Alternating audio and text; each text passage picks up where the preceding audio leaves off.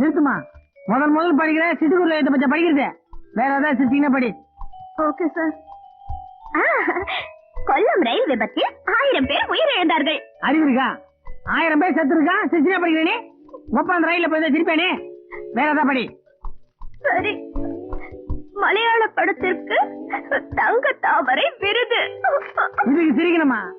நீ தர மாட்ட, ரொம்ப கஷ்டம். நீ சார் அப்படி எல்லாம் சொல்லாதீங்க சார். நான் அதுக்கு சொல்ல வரல. உங்ககிட்ட நிறைய திறமை இருக்கு, ஆனா எல்லாம் உள்ளுக்குள்ள இருக்கு. அத உணர்ச்சியோட வெளியே கொண்டு வந்து வச்சுக்க, ஒர்க் அவுட் ஆயிரும்.